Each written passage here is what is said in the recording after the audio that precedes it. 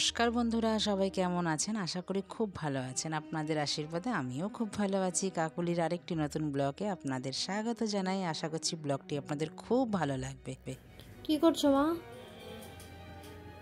আজকে জন্মাষ্টমী, ঠাকুর ঘরে যাচ্ছি। আচ্ছা, শাড়ি পরে নিলাম।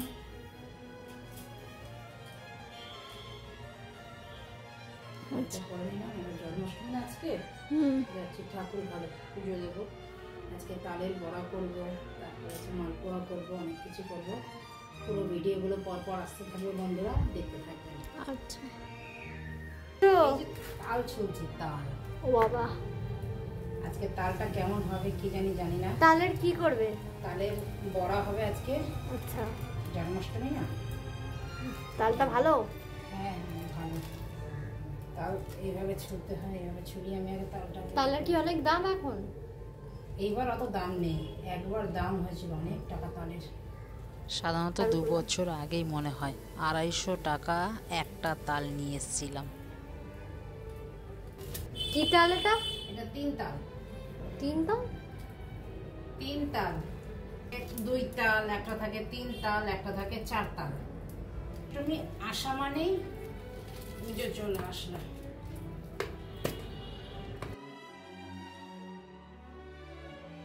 আমার মেয়ের কত জিজ্ঞাসা, কত প্রশ্ন। আসলে কি, ও তো কোনোদিন আমাকে জন্মাষ্টমী এইভাবে করতে দেখেনি, এই তাল ঘষতে আমাকে কোনোদিন দেখেনি। প্রত্যেকটি বার যে জন্মাষ্টমী হয়, ওর স্কুল থাকে, ও চলে যায়, তারপরে আমি এই কাজগুলো সম্পূর্ণ করি। আজকে তো 2 দিন ধরে ও বাড়ি আছে, ও আজকে দেখছে তাল কিভাবে ছুলছি, তাল কিভাবে ঘষছি। তো ওর আর জিজ্ঞাসা শেষ নেই। তো আমি তাল এখন ঘষে নিচ্ছি। আর আমার এই তাল ঘষণিটা খুব কিন্তু ভালো, বন্ধুরা জানেন। এটা আমি পুরী থেকে নিয়ে এসেছিলাম। এটা খুব ভালো তাল ঘষা হয়, মানে একটাও আঁশ থাকে না আলাদা করে, আর ছেঁকতেও লাগে না। তো চলুন, আমার তাল ঘষা তো হয়ে গেছে। আর এইবার নারকেলগুলো কুড়িয়ে নিই। নারকেলগুলো বলতে একটাই নারকেল এনেছে, বেশ ভালো পুরওয়ালা নারকেল এনেছে দাদা। নারকেলও আমার কোরানো হয়ে গেল। এবার গোলাগুলো রেডি করে রেখে দিলে কি সুবিধা হবে। এই গোলা রেডি করে রেখে দিয়ে রেস্টে থাকবে। মালপার গোলা 4 থেকে 5 ঘন্টা থাকলে, খামি উঠলে তবেই কিন্তু মালপা খুব ভালো হয়। তো অতক্ষণ তো রাখার সময় হবে না, রাত হয়ে যাবে, আবার পুজোও তো দিতে হবে।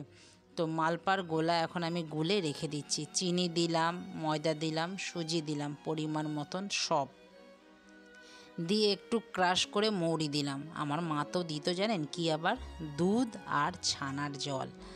ছানার জল দিয়ে আগে এরকম মেখে রেখে দিত।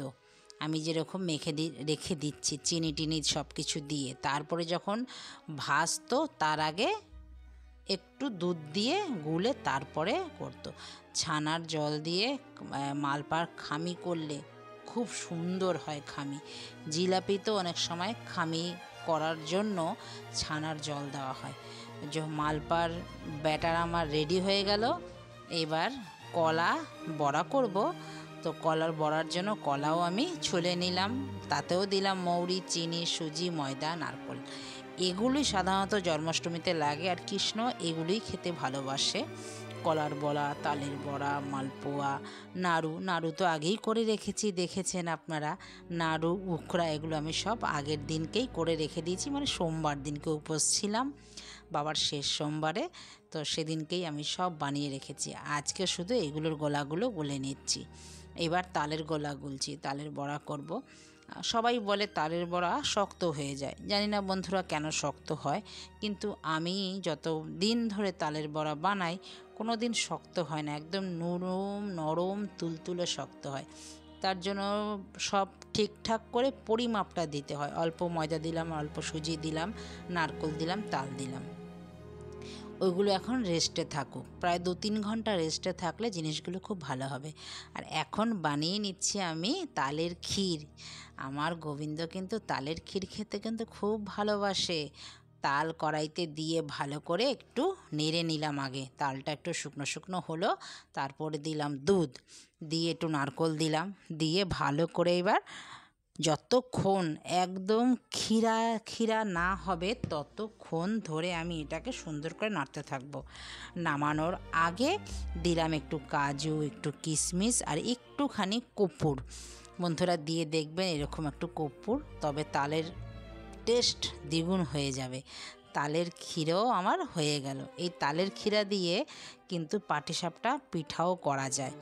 আমি বানাতাম ভেবেছিলাম, কিন্তু আর বানাতে পারলাম না। আজকে অন্য ধরনের আপনাদের দেখাবো। তাল দিয়ে যে কত রকম যে রেসিপি করা যায় দেখুন খালি। এবার তাল আবারও কড়াইতে দিয়ে দিলাম, দিয়ে চালের গুঁড়ো দিলাম, দিয়ে ভালো করে একটা ডো তৈরি করলাম। দেখুন যতক্ষণ একদম মেখে যেন দলা দলা না পাকিয়ে যায় তখন ওটাকে একটু রেস্টে রেখে দিয়ে আপনাদের নিয়ে আসলাম আকাশে। দেখুন খালি আকাশটা কি সুন্দর লাগছে। এখন বাজে প্রায় 2টোর সময় আকাশের দিকে তাকিয়ে দেখি অপরূপ দৃশ্য, জাস্ট ভোলা যাবে না এই দৃশ্য। তার জন্য আপনাদের সাথেও শেয়ার করলাম। খালি দেখুন আকাশটা, জন্মাষ্টমীর দিন এইরকম আকাশ মানে ভাবতেই পারছি না আমি। মানে চলুন, আবার তো হয়ে গেছে সময়, তো চলে এসেছি। ওইখানে তো খামিটা হয়ে গেছে, খামিটা একটু ঠান্ডা করাতে, মানে ঘর আর আর আমার ছাদ একই সাথে, তার জন্য একটু খামিটা ঠান্ডা হওয়ার জন্য আমি ঘুরে আসলাম ছাদ থেকে। তো এইখানে নিয়ে নিয়েছি যেইটুখানি নারকোল করা ছিল, যাতে যাতে দাওয়ার দিয়ে এইটুখানি বেঁচেছিল। তো এইটুখানিকে একটু এলাচ দিলাম, চিনি দিলাম আর নারকোলটা দিয়ে একটু মেখে নিলাম। মেখে নিয়ে এই তালের পুরটার মধ্যে, মানে যেই খামিটা তৈরি করলাম আমি তাল দিয়ে, এরকম গোল গোল গোল গোল করে 4-5টা, এটা হচ্ছে কি পিঠে বলবেন বলুন তো বন্ধুরা, কে জানেন? আর দেখি নামটা আমি পরে বলবো। এই পিঠেটার নাম কে জানেন আপনারা কিন্তু আমাকে কমেন্টে অতি অবশ্যই জানাবেন। তো চলুন এইটাকে এখন বসিয়ে দিই। আর এখানে আমি শিরা বসিয়ে গেছিলাম, শিরাটা হতে হতে ওইখানে ওই কাজগুলো করে ফেলেছি। এরকমভাবে কাজ না করলে তো হবে না। এবার জল দিয়ে দিচ্ছি একটা হাঁড়ির মধ্যে, দিয়ে এবার ওই পিঠেগুলো দিয়ে দিলাম, দিয়ে এটাকে 10 থেকে 15 মিনিট ভাপে সেদ্ধ হবে। ততক্ষণে এবার আমি তালের চষি করে নিই। এই চষিটাকেও ভেজে হয়ে গেছে, দেখেছেন? এবার এইখানেও হয়ে গেছে। এইভাবে কাজ করলে কাজকে কাজ মনেই হবে না, আর অনেক তাড়াতাড়ি হবে, আর গোবিন্দকে অনেক আইটেম দেওয়াও যাবে, গোবিন্দ খুশি হয়ে যাবে।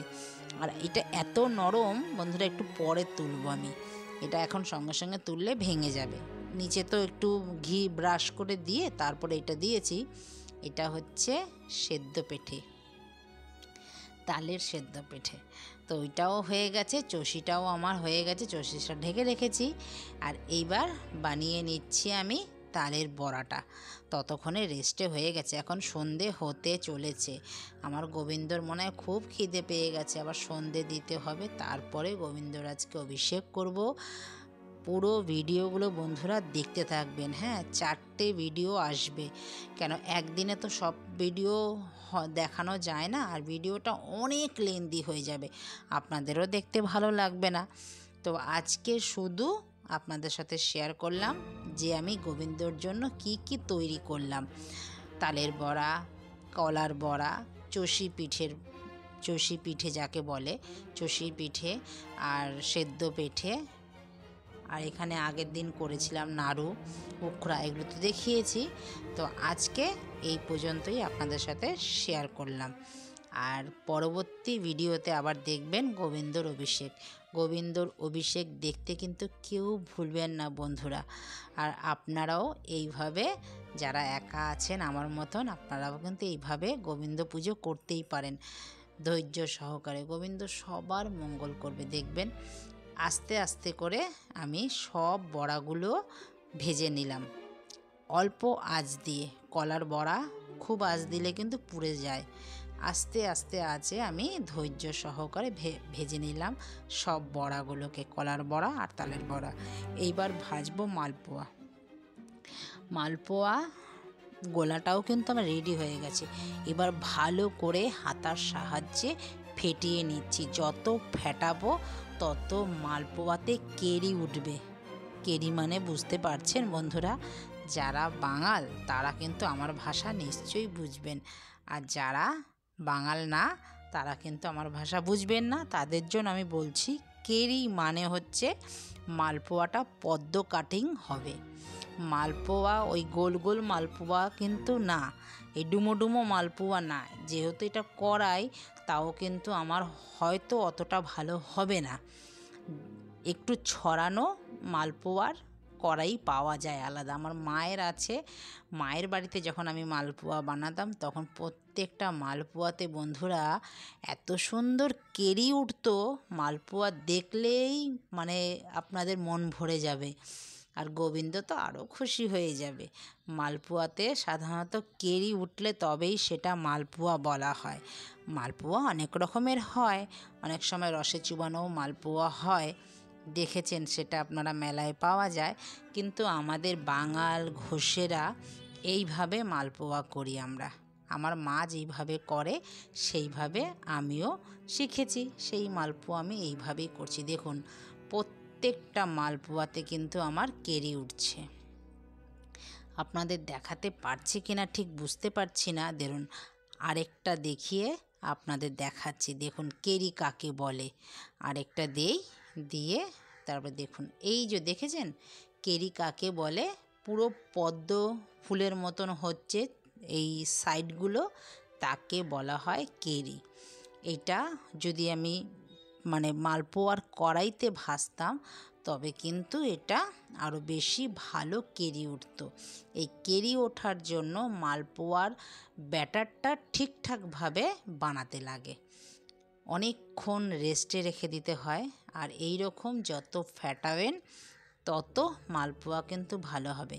আর মালপোয়া যে বানাবেন সেই মালপোয়ার মাপকাঠিটা যেন ঠিক থাকে, তবেই সুন্দর মালপোয়া কেরি উঠবে। তো দেখুন এইটাও কিন্তু কেরি উঠেছে। তো আমি ভিডিওটা কিন্তু এইখানেই রাখছি, দেখা হবে আবার গোবিন্দর অভিষেকের ভিডিওতে। সবাই ভিডিওগুলো দেখতে থাকবেন, আশা করছি আপনাদের খুব ভালো লাগলো। ভালো লাগলে লাইক কমেন্ট শেয়ার করে চ্যানেলটিকে সাবস্ক্রাইব করে পাশে থাকবেন। তো দেখা হচ্ছে আবার নতুন একটি ব্লগে। ততক্ষণে সবাই ভালো থাকবেন, সুস্থ থাকবেন, আর আমার গোবিন্দ সবাইকে যেন সুস্থ রাখে। নমস্কার, টাটা।